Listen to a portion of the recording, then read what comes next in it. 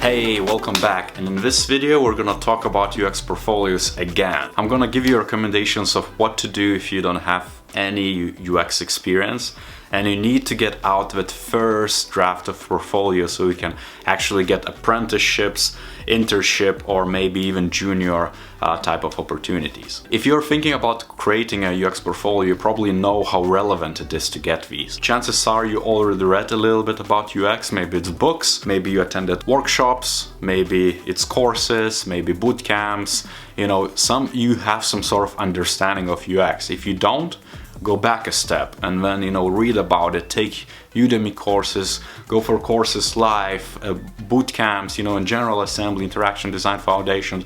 Just go ahead and just learn as much as you can, and it doesn't have to be years of experience you need to get. It could be just a few weeks, a few months. That's enough to get that knowledge you can actually start applying and start crafting your portfolio to move on and step ahead on that kind of like UX ladder. If you have enough knowledge, chances are you already thought of the ways you can apply that, right? So for UX portfolio, if you followed my videos before, if you haven't, go back and check what you need for use cases, how to make it personal, all that jazz.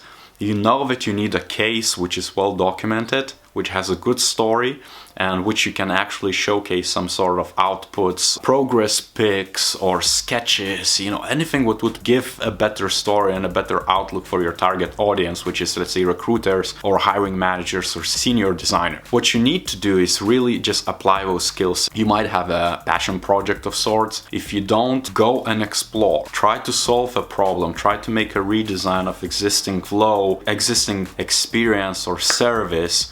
It could be customer experience, service design, it could be just a simple interactive design of a mobile app. Just redesign it. Apply all that knowledge you already learned in the course or workshop and solve a problem. And while you do so, really important case here is that you need to document every single bit. Now, it doesn't have to be extensive. It really depends on what you're looking for. If it's just a starter position, apprenticeship, let's say, expectations are not gonna be too high. So that's the best bit, because as long as you have 1 to 2 cases portraying your design thinking capabilities and how you apply that design knowledge to solving a problem, you're gonna be in the good place. You're gonna have something to show, and it doesn't have to be extensive. So as an example, let's say I had apprentices and interns who didn't even have any portfolio.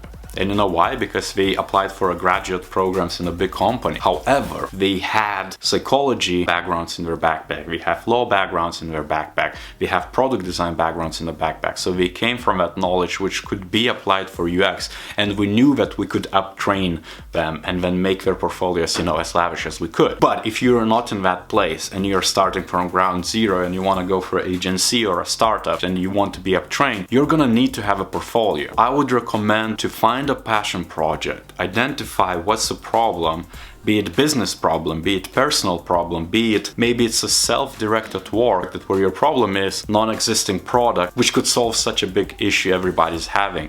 Then you would take it into user research, then you would, ideate, condense that knowledge, condense the findings, prioritize them, prototype them, test them, showcase the findings, and you're good to go, you're golden. Maybe even pass it to a more experienced person or a senior designer, or just get input on Quora on social media like Twitter. Just shout out and say, what do you think about my case and my portfolio? Where could I improve it? So at least the senior designer could give you questions to say, hey, think about this, because that seems like a big gap and you're not telling a full story. And then you can improve on that. If you have, your starter UX case, everybody's gonna give you advice. I can guarantee that. As long as you reach out and you're humble enough to receive, constructive feedback where you can improve. So maybe that's your action plan. Just get started, get hands-on, get going, and just try to solve problems using UX and document it.